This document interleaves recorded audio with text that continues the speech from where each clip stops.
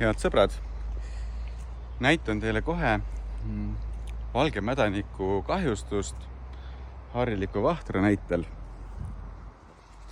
Ehk siis, kuidas on võimalik, et nii suur ilus puu lihtsalt heast peast pikali kukub.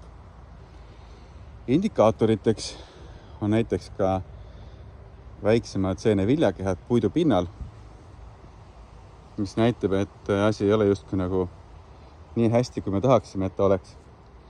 Ja kui me nüüd siia alt juurekava vaatleme, siis on see valge mädanik haaranud kogu selle juurekava siit altpoolt tugijuurestiku justkui. Ja ma näitan teile seda kahjustust päriselt. Ehk siis see valge mädanik hävitab siis puidus olevat hemitselluloosi, tselluloosi ja ligniini. Ja siis selle seene viljakehad justkui siit altpoolt näha muudavadki selle puidu siis valgeks. Või siis on näha ka, et siin puidu kiudude vahel on sellist valget ollust, eks ole.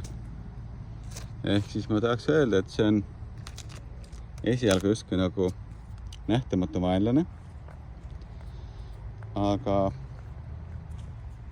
tegelikult on ta ikkagi tuvastatav, kui teeb seda arborist ülevaatust. Ehk siis meile helistades hinnapäringut tehes ja kui me tuleme teie juurde, siis ülevaatamine ei maksa mitte midagi. Tuleme kohale tasuta, kaardistame selle olukorra, mis teil ümberringi on või mis teid hirmutab või mida oleks tarvis üle vaadata. Teeme oma hinnapakkumise ja lepime kokku, kui tundume teile vähegi usaldusväärsena, siis on kena. Aga ma arvan, et igal juhul tasub päring teele panna.